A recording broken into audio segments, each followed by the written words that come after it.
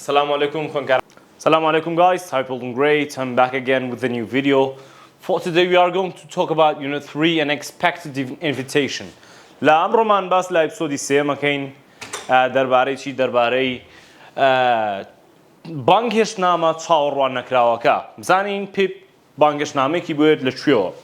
Ale, it was now several years after the strange Christmas, and by this time I could read and write a little. Ale, ئێستا چەند ساڵێک تێ ئەپەڕێ بەسەر ئەو سەری ساڵە نامۆیەدا کە تێمان پەڕان. ئێستا لەم ساتەدا ئەتوانم بخوێنمەوە و هەروەها کەمێکیش بنووسم. As I learned more, کە زیاتر فێر بووم, I realized that Joy couldn't write and wasn't able to read well either. لەگەڵ زیاتر فێربوونم تێگەشتم کە جۆی ناتوانێت بنووسێ. هەروەها توانای خوێندنەوەشی باش نییە. باش. Have you never been to school, Joy? من پرسیارم لە جۆیکی روتم ئایا جۆی تاکو ئێستا تۆ لە قوتابخانە بوویت؟ تا ئێستا چوویتە قوتابخانە؟ I asked one day as we sat by the fire. ڕۆژێکم پرسیارم لێکە کاتێک لە تەنیشتاگرەکەوە بووین. Joy ئەڵێ نەخێر. My father didn't let me go to school. باوکم ڕێگەی پێ نایام کە چمە قوتابخانە. That's why I didn't learn very much, Pip. لەبەر ئەوەیە کە باوکم ڕێگەی نایام لەبەرەوە زۆر خوێنەوە زۆر فێر نەبووم. Pip. ئەویش ئەڵێ he used to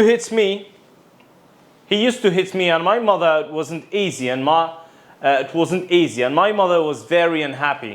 That's why I keep quiet with your sister.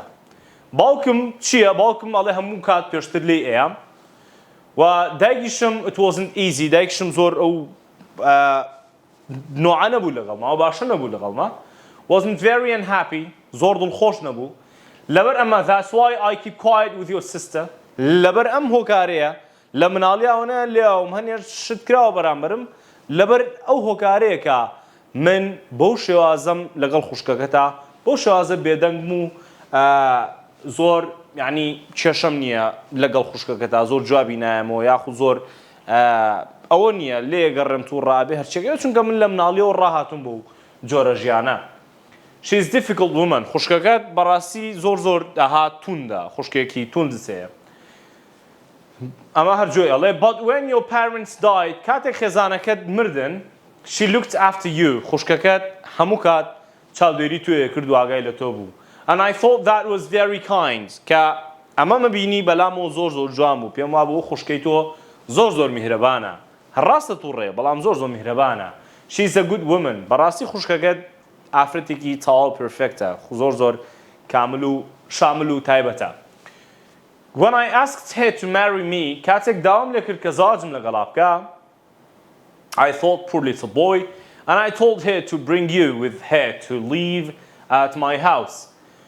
بەڵام داوام لێ کرد کە تۆش بێنێ لەگەڵ خۆیە پێکەوە لە یەک ماڵا بژین. واتە من کە خوشکەکەت مێنا تەنیا تۆ و خوشکەکەت بوون. بۆیە من داوام لێ کردم زۆر ئاساییە ئەگەر تۆ بیبی بە خێزانی من ئەوە بە ئەو مناڵە بچووکەش بێت لەگەڵ ئێمە ئابژی. I started to cry and I put my arms around Joy. ئەڵێ دەستم کرد بە گریان و دەستم لە ملی جۆی کرد. باوەشم بۆ جۆیدا کرد. I couldn't imagine finding a better friend. خێوا خەیاڵمە کرد کە هەرگیز ناتوانم هیچ هاوڕێیەکی تری وەکو جۆی بدۆزمانە. بەڕاستی جۆی کەسێکی زۆر باش و میهرەبانە. A little later, Mrs. Joy and Uncle Pumblechook arrived. دوای چەند ساتێکی کەم خوشکەکەم و خاڵە ئەنکڵ خاڵە Pumblechook گەشتن. They had been into town together. کە ئەم دوانە هەردووکیان پێکەوە لە شارۆچکەکەوە هاتبوونەوانێ. چووبوون بۆ شارۆچکە و گەڕابوونەوە. Mrs. Joy took off her coat and looked at me. خوشکەکەم چاکەتەکەی دانا و چی کرد؟ سێرێکی منی کرد. Now, if this boy doesn't thank me tonight, ئەگەر ئەم کوڕە بچکۆلەیە بە پیپەڵێ ئەگەر ئەم شەو سوپاسم نەکات he never will. ئەوە بە حەیاتی سوپاسی من ناکات. بزانین چی بۆ کردووە. Joy and I didn't know what to say. من و جۆی نەمانەزانی کە چی بڵێین نەمانەزانی مۆزوع چییە. After a moment, Mrs. Joy spoke to me. خوشکەکەم قسەی بۆ کردم وتی Miss Havisham wants you to go to her house, she said. Mrs. Joy واتە خوشکەکەی وتی Mrs. Havisham ئەوەیە کە تۆ بچی بۆ ماڵەکەی باشە بچی بۆ ماڵەکەی جیمش پرسیارەکە جۆی ئەڵێ چی Mrs. Havisham Miss Havisham چییە Yes Miss Havisham cried my sister خوشکەکەم ماواری کردی بەڵێ Miss Havisham بۆ She asked Uncle Pumblechook if he knew a boy who could go and play at her house ئەم ئافرەتە داوای لە ئەم پامپڵچووکە کردووە کە کوڕێکی بۆ بدۆزێتەوانێ بچێ بۆ خانووەکەی ئەو بچێ بۆ ماڵی Miss Havisham لەوێ چی بکە لەوێ بۆ خۆی یاری بکە داواکاریەکی سەیرە And because Uncle Pumblechook is so kind and such a gentleman he told her about Pip لەبەرەوەی پامپڵچووک کابرایەکی زۆر خانەدانە کابرایەکی زۆر بەڕێز و ئەوەیە بۆیە چی کردووە بۆیە هاتووە پێشنیاری پیپی بۆ کردو و توتی بەڵێ من کوڕێکە ناسم کە بێت بۆ خانووەکەی ئێوە بۆ خۆی یاری بکە ئەمە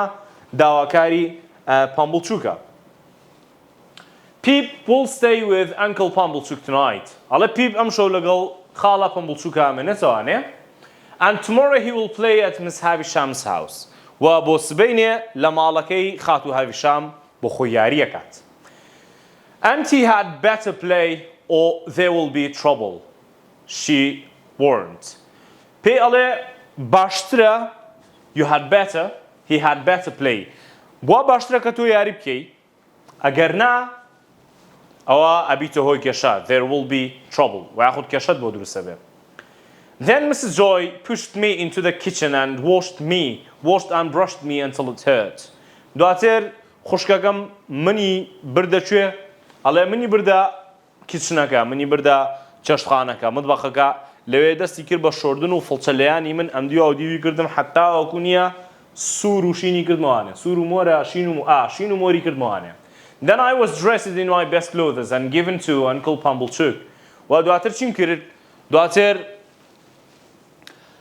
جلوبەرگەکەم گۆڕی باشە دواتر جلوبەرگەکەی گۆڕیم و باشترین جلوبەرگی خۆمم لەبەر کرد I was taken to Miss Havisham's big dark house the next morning. بۆ بەیانی دواتر چوون بۆ خانووە گەورە و تاریکەکەی Mrs. Havisham. The front door was huge and many of the windows were covered. خانووەکەی ئەم Mrs. Havishamە لە Miss Havishamە کە هەمچەنە گەورەیە ئەڵێ چی لەبەر دەرگای دەرەوەیان وەسام کە دەرگایەکی گەورە بوو و هەروەها زۆرێک لە پەنجەرەکانی داپۆشرا بوو covered. Uncle Pumblechook rang the bell. خاڵە Pumblechook چیەکات لە دەرگا و لە جەڕەسەکایە. A few minutes later, the door was opened by a young woman. What name? She asked coldly. دوای چەند چرکێک، دوای چەند ساتێک، دوای چەند خولەکێک دەرگاکە کرایە و ئافرەتێکی گەنج پرسیاری کرد وتی چ ناوێکە بە زۆر بە سارد و سڕی پرسیاری کرد وتی ئەوە چێیە باشە Pumblechook ئەڵێ چی Pumblechook وەڵامی یایەوە Pumblechook answered and this is Pip is it وتی ئەمە پیپە this is Pip isn't it ئەمە پیپ نییە the girl said coming Pip وتی وەرە ژوورەوانێ Pip We moved to go in but the girl said Mrs. Havisham doesn't want to see you کە چوونە ژوورەوانێ کچەکە وتی چی کچە گەنجەکە وتی خاتوو هاویشام ناوێت کە تۆ ببینێ and she refused to let Uncle Pumblechook in ئەم ئافرەتە نەیهێش کە Uncle Pumblechook بچێتە ژوورەوانێ she closed the door دەرگاکەی داخست and then I walked with her into the house دواتر لەگەڵم کچەیە من چیم کرد چوومە ژوورەوانێ بزانینم کچە چۆنە she was beautiful and although she seemed older ئەم ئافرەتە زۆر جوان بوو و هەروەها تۆزێکیش دیار بوو کە تەمەنی هەیە I thought she must be about my age پێم وا بوو کە ئەکرێت تەمەنی هەمان تەمەنی من بێ یاخود تەمەنی نزیکی تەمەنی من بێ Inside the house it was very dark لەناو خانووەکە چی بوو زۆر تاریک بوو Our only light was a candle تاکە ڕووناچی کە هەبوو بێ ڕووناچی مۆمێک بوو کە کچەکە the girl was now carrying ئەو مۆمە بوو کە کچەکە بەدەستیەوە بۆ هەڵی گرتە بوو We walked a long way and went upstairs. ئێمە بە درێژایی ئینەکە ڕۆشتین و دواتر بە قادرمەکانە چوینە سەرەوە. At last she knocked on. دواتر چی کرد؟ کچەکە لە دەرگای یاو and opened it. دەرگاکەی کردەوە. going boy هەم کچە پێی ئەڵێ بڕۆ ژوورەوە کوڕەکە. I was frightened. من زۆر ترسام. But I walked in slowly. بەڵام بە هێواشی چیم کرد بە هێواشی چوومە ژوورەوانێ. It was a large dark room which was lit by a few candles. ژوورەکە چی بوو؟ ژوورەکە زۆر تاریک بوو. تەنیا بە چەند مۆمێک ڕوونا کرابوو. واتە لەناو ژوورەکە چەند مۆمێکی کەمی تیا بوو. I could see a very strange woman who was sitting down. چیم کرد؟ ئافرەتێکی زۆر نامۆم بینی کە دانیشتە بوو. Strange واتە نامۆ. زانمە ئافرەتە چییە؟ She was wearing a long white wedding dress. Her hair was covered in white. 2. She was only wearing one shoe, again white. ئافرەتێکی زۆر سەیری و نامۆم بینی. ئەمە ئافرەتە نامۆیە چی بوو؟ سەری سپی بوو. جلوبەرگێکی سپی بوو و هەروایە یەک تاک پێڵاوی لێ پێ بوو. ئەو تاکە پێڵاوشی چی بوو؟ ئەویش بە هەمان شێوە هەر سپی بوو. ئەو جلەیکە لەبەریا بوو عەزی بوکێنی بوو. سپی بوو، پێڵاوەکانی سپی بوو، قژیشی سپی بوو. Then I realized that she was very old. دواتر بۆم دەرکەوت کەم ئافرەتە چیە؟ ئەم ئافرەتە زۆر بەتەمەن و پیرە. And very thin و هەروە چیشە؟ زۆر زەعیفە. And the dress wasn't white anymore. جلوبەرگەکەی چی دیکە یعنی سپی نەماوە. جلێکی بوکێنیە بەڵام ئەوەنە دەمێکە داینە ناوە جلەکانی وردە ڕەنگی سپێتی لەدەستداوە. But was yellow and torn. جلوبەرگەکانی هەم زەرد ببوو هەم دڕاو بوو. ئەهاگە لە نزیکەوە سێری کردایە زەرد و دڕاو بوو. Then she spoke. ئەم ئافرەتە قسەی کرد وتی come closer. وەرە پێشەوە. Let me look at you. بێڵە با سێرێکت بکەم. The lady said. ژنەکە وتی. I walked nearer. من زیاتر چوومە پێشەوە. I was afraid to look at her eyes. زۆرە ترسام کە سێری چاوەکانی بکەم. So I looked around me. سێرێکی دەوروبەری خۆمم کرد و چوومە پێشەوە بۆ لای. On the table next to her was the other white shoe and some expensive looking jewels. چیمان هەیە؟ ئەڵێ لەسەر مێزەکە تاکە پێڵاوەکەی ترم دۆزیەوە. On the table next to her لەسەر مێزێک لە تەنیشتی ئەوەوە چی لێبوو؟ پێڵاوەکەی تری لێبوو. باشە؟ پێڵاوەکەی تری لێبوو لەگەڵ هەندێک خشلی گرانبەها. Look, said Havisham. Havisham وتی سێرکە. Are you afraid to look at a woman who hasn't seen the sun since before you were born? ئەڵێ تۆ ئەترسی لە ئافرەتێک کە لەو کاتەی تۆ لەدایک بوو تا ئێستا خۆری نەبینیوە؟ واتەم ئافرەتە لە وەتای یعنی حسابکە لە پێش تەمەنی پیپۆ هەر لەو ژوورەیە بوو خۆری نەبینیوە. ئافرەتێکی سیر و نامۆیە. لەو ڕۆژەی کە زەواجی کردووە ئەم ئافرەتە لە ژوورەکەی خۆی ناتۆتە دەرەوە.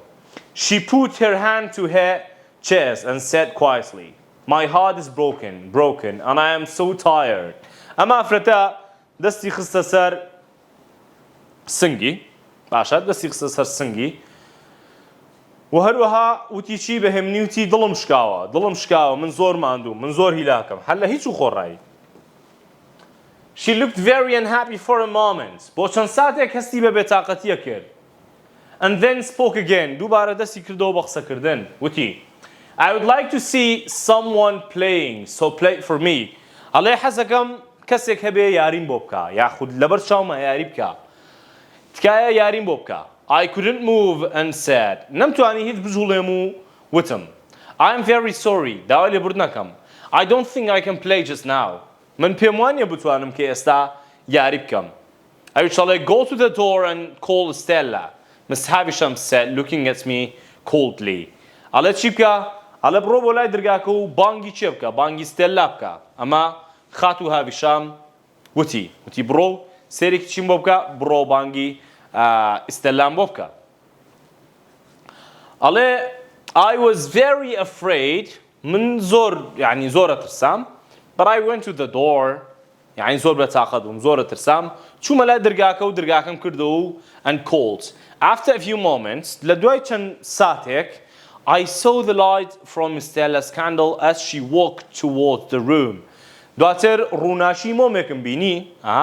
ڕووناشی مۆمەکەی ئستێلام بینی کە ئەهات بەرەو ژوورەکە.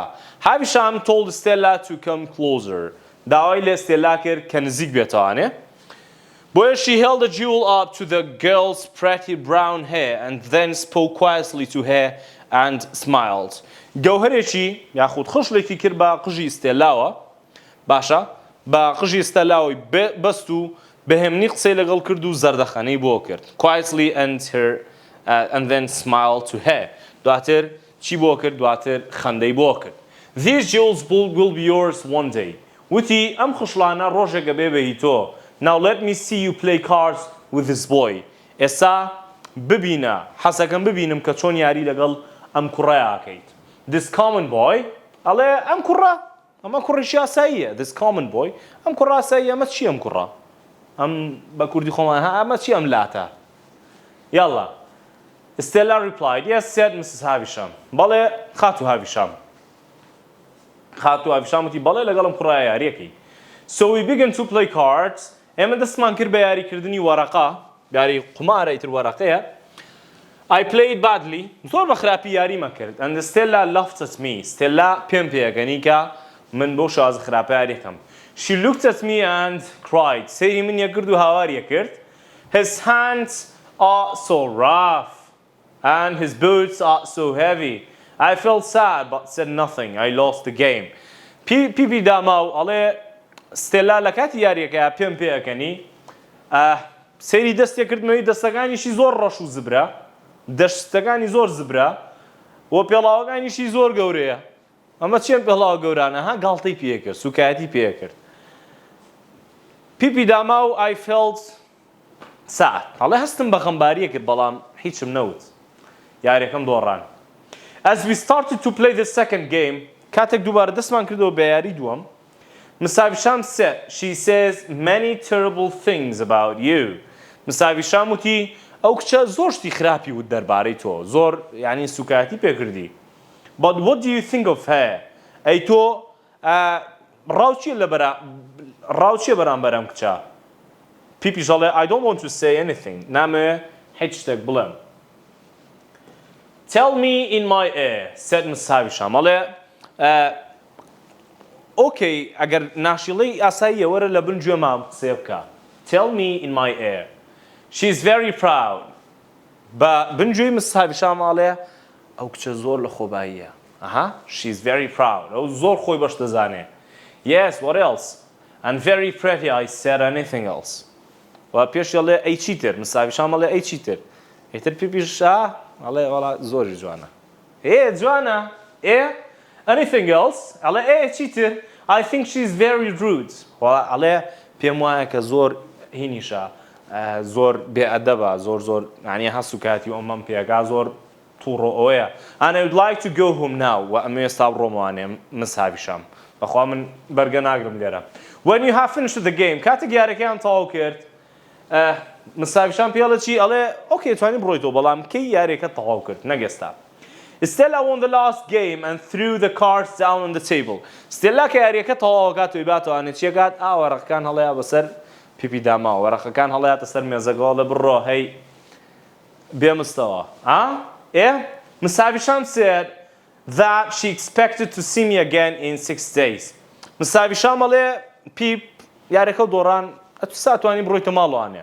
بەڵام 6 ڕۆژی تر من چاوەڕێتەکەم کە دووبارە بگەڕێیتەوە.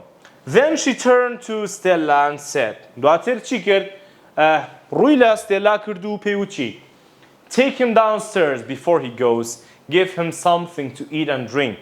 پێشەوەی بڕاتەوانە ستێلا بە قادرمەکانە بیبەرە خوارەوانێ بەڵام پێشەوەی بڕۆ هەندێک خواردن و خواردنەوەی بەرێ بە بەبرسێتی و ئەوە نەڕۆ. Stella took me downstairs and out into the light of the garden. Stella منی بردە خوارەوە پیپی بردە خوارەوە بەرەو ناو ڕووناکی باخچەکە Wait here boy پێیوت لێرە چاوەڕێکە کوڕەکە She said and disappeared inside again. منی بردە خوارەوە لێ ڕایگرتم و ئیتر خۆی دیار نەما.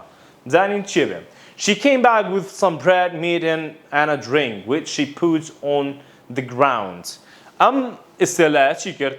ئەو خواردن و پەنیر و گۆشت و شتێکە ئەو گۆشت و خواردنەوە و نانە ئەو سەمونەی کە بۆی هێنابوو چی بۆ لێ کرد؟